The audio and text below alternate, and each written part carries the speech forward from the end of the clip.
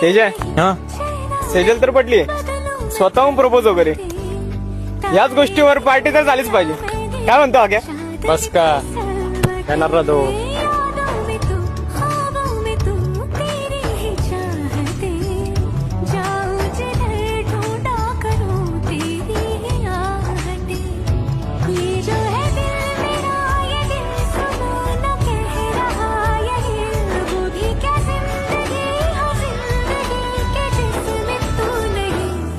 आख्या येड्या हसली ती तुझ्याकडे बघून माहिती का तुला?